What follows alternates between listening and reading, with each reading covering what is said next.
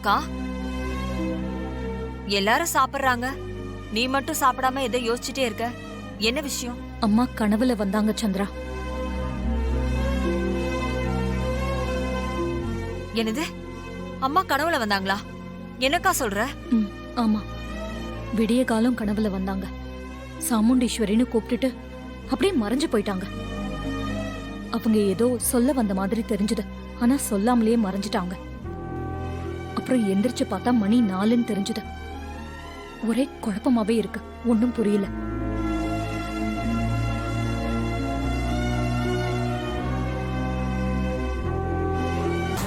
அந்த கிழவிதான் அம்மா திதியை நல்லபடியா நடத்த விடாம பிரச்சனை பண்ணிட்டு போயிட்டாங்கல்ல. எப்பவும் மௌன விரதம் இருக்கிற உன்னை பேச வச்சு திதியை முழுசா செய்ய விடாம பண்ணிட்டாங்கல்ல. அத பத்தி சொல்லதா கனவுல வந்திருப்பாங்க.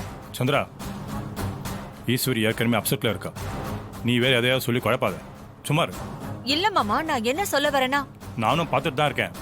எப்பவும் எதையாவது சொல்லி குழப்பறத வேலையா வச்சிருக்க. என்ன மாமா, ஏன் அநியாயமா என் மேல குத்தம் சொல்றீங்க? எனக்கு தோன்றத நான் சொல்றேன், அதுல என்ன தப்பு இருக்கு?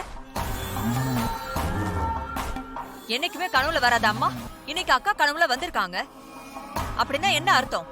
ஏதோ சொல்ல வராங்கன்னு தானே அர்த்தம். சொல்ல வந்திருக்காங்க, ஆனா சொல்லல. அதுக்கு என்ன பண்ணலாங்கிறப்போ? அவ மேல ஏன் கோவப்படுறீங்க? நானே குழப்பத்துல தான் இருக்கேன். உன்னை மேலும் குழப்ப வேணாம் தான் நான் சொல்லிட்டு இருக்கேன்.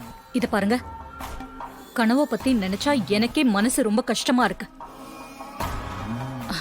சந்திரா, எதுக்கும் நாம ஒரு ஜோசியரை பார்த்து இந்த விஷயமா கேட்டு பார்த்தா என்ன? சரிக்கா, நீ சொன்ன மாதிரியே ஜோசியரை பார்க்கலாம். சரி கிளம்பு, எனக்கு மனசு சரியில்லை. அவரை போய் பார்த்துட்டு வந்துடலாம். சரிக்கா.